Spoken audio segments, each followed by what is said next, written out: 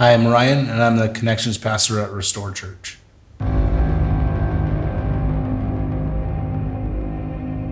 3 years. 3 years is how much time that Judas spent with Jesus, walking with him, learning from him, talking with him. How do you betray somebody that you spent that much time with, that you've learned from? It's hard to understand why Judas would have done that. The name Judas is synonymous with betrayal. When you hear betrayal, you hear Judas. And to hear that he betrayed Jesus for 30 pieces of silver is just kind of mind-blowing. The idea that that was the amount that it cost to buy him. Betrayal is the idea of kind of breaking the trust or crushing the trust of someone that you've been with and been around. As you read the story of Jesus and the disciples that they're at the table, as you see them at the table, the meal is going like it normally had for all the other Passovers. And then it changes. In just a moment, Jesus changes the tension in the room. Imagine sitting at the table as Jesus is passing out the food, as he's looking and talking to the disciples. And then he changes it by saying, someone is going to betray me. Someone at this table is going to betray me and hand me over to death. Just saying that, it just brings a pain on my chest and a weight on my shoulders. I can't imagine being in the room as you're listening to Jesus say this. You can feel the air being sucked out of the room. Who is it? Who's the one that's going to betray Jesus? As I look around, I can imagine the pain that they look at each other. Is it you? Is it you?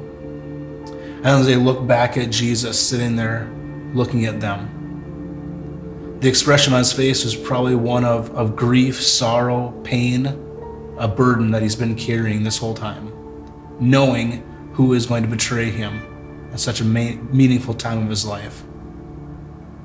And so naturally, everybody around the table starts to ask, am I the one? Am I the one?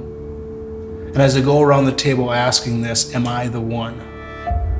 It gets around the table and Jesus finally says, the one that I will share this bread and cup with is the one. See, Jesus sat with the betrayer. He ate with him. It wasn't something that he tried to avoid him and get away from him. He sat next to him and ate with him. How could he do that? I don't get it. What was the reaction of the rest of the disciples as they heard this? As they heard the reaction from Jesus and him saying this? What about our lives? What about your life and mine? We throw stones and wonder how Judas could betray Jesus for 30 pieces of silver. It seems like nothing. But how many times in our lives will we betray Jesus for much, much less? We betray Jesus to make our name better. We betray Jesus by not acknowledging him when he puts it on our heart to acknowledge his name. When people ask if we know him, we say we don't. So we betray Jesus for much less than 30 pieces of silver. So as we walk through this week, as we feel the pressure and the weight of this story, I would ask myself, am I the one? Am I the one that's betrayed Jesus for much less than 30 pieces of silver? Am I the one?